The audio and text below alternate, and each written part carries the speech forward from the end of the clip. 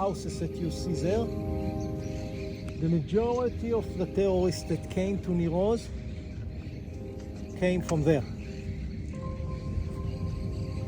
The border is exactly a mile, 1.6 kilometers from here.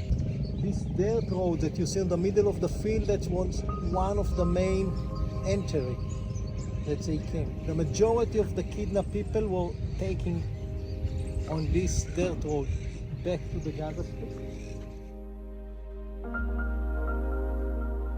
This is my life here in Kibbutz Nir Oz. Used to be a beautiful place. This Black Saturday I was here with my family. All those Hamas people, all those terrorists came to destroy and kill. They were killed and kidnapped 100 people in this beautiful community. Sitting here, and we were there inside the safety room when the terrorists came in, and they destroyed our house from inside, stole a lot of stuff, and tried to open the safety room door a few times with no success. We had a lock inside, luckily, and we're lucky they didn't shoot at the door. We're lucky. We're just lucky to be alive. We're there from 6:30 when the alarm started until around 4:30 when the army came. Our house didn't burn down. I don't know if it's good or not, because now we have hard memories here, and you feel like you want to take some things, you don't. It's yeah, they just destroyed everything. They just knocked down the TVs, and just for destroying, just for damage. Fun. And they took everything they could. Even they took our suitcases from the shed in order to pack our stuff and take it to Gaza. A huge change in the viewpoint from before to after. Can you talk a little bit about it? Before, I thought there are ordinary people there, or just want to live and just want peace, or I don't know, want to live like us and quiet. But after that, I can't think of like that.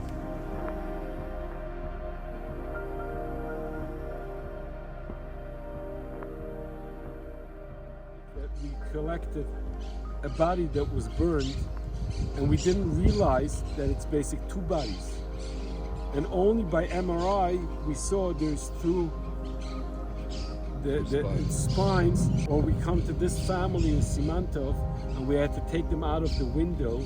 And while the father was hugging the children, trying to protect them.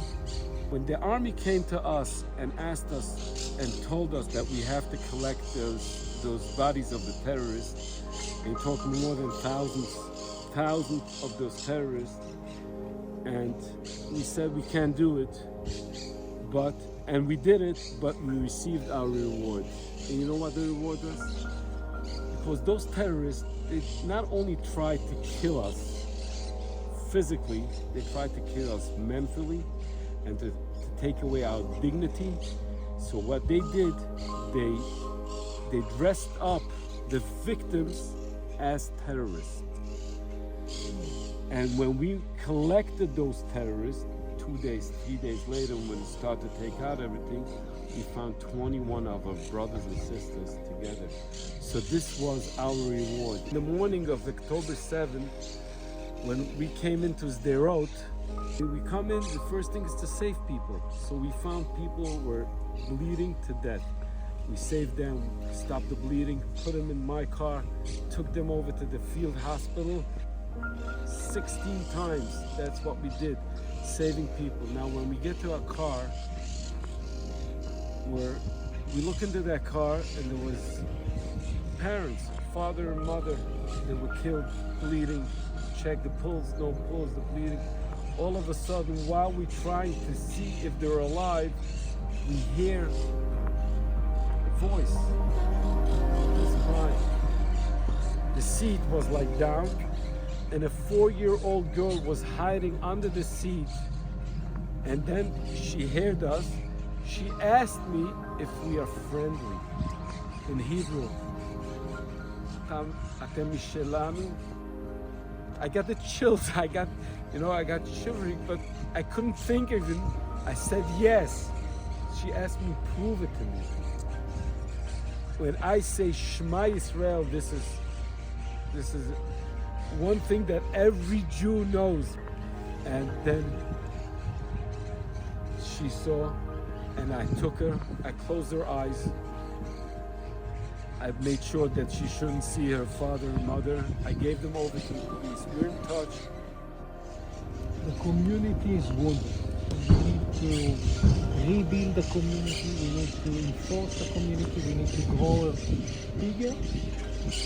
But you know how you can bring people to a house to murder someone.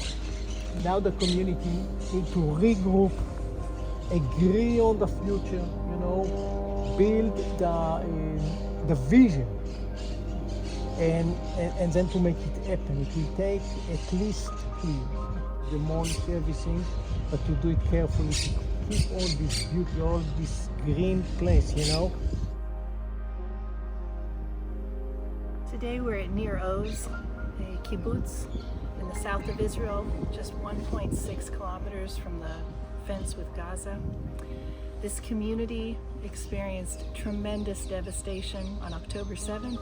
As you can see around me, homes and lives destroyed, shattered, burned.